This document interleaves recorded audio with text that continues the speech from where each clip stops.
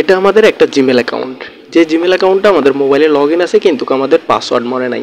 আজকের ভিডিওতে আমি দেখাবো যে এই জিমেলগুলো আপনাদের ফোনে লগ ইন আছে এবং কি পাসওয়ার্ড ভুলে গেছেন, সেই পাসওয়ার্ডগুলো কীভাবে রিকভারি করবেন এবং কি পুরাতন পাসওয়ার্ড ছাড়া কীভাবে নতুন একটা পাসওয়ার্ড ওখানে দিবেন। ঠিক আছে, তো এখান থেকে আমরা শুরু করি আজকের ভিডিওটা। এখান থেকেই আপনারা অবশ্যই যারা ভিডিওটা দেখতেছেন অবশ্যই আমাদের চ্যানেলটা সাবস্ক্রাইব করবেন। তো এখানে দেখেন আমরা প্রথমত আমাদের জিমেল অ্যাপে চলে আসবো। অ্যাপে আসার পর এখানে দেখবেন একটা লোগোর মতো অপশন থাকবে, এখানে ক্লিক করবেন। তো আপনারা যে জিমেলটার পাসওয়ার্ড ভুলে গেছেন সেটা সিলেক্ট করে নেবেন। আমার যেহেতু এটারই সমস্যা আমি এটাই করব।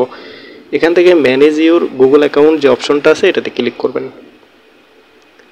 ঠিক আছে, এখানে ক্লিক করার পর এখানে অনেকগুলো অপশন আসবে। আপনাদের যে অপশনটা দরকার এখানে পার্সোনাল ইনফো আসবে এবং কি ডাটা প্রাইভেসি এবং কি সিকিউরিটি।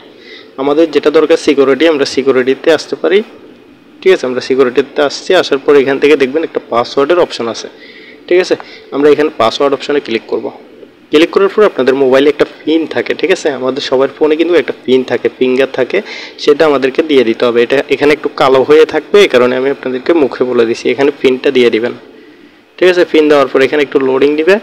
লোডিং নিয়ে দেখেন আমাদের কিন্তু নিউ পাসওয়ার্ড দেওয়ার অপশন বা বক্সগুলো চলে আসছে। তো এখানে আপনারা কীভাবে পাসওয়ার্ড দিবেন, এখানে স্ট্রংলি আপনারা মনে রাখতে পারবেন এমন একটা পাসওয়ার্ড আপনারা দিয়ে দিবেন। যেমন এখানে কতগুলো এরকম ইউজ করতে পারেন। আচ্ছা যাই হোক, আমি আপনাদেরকে একটু বুঝাই। এখানে এরকম কিছু অপশন আপনারা ইউজ করতে পারেন।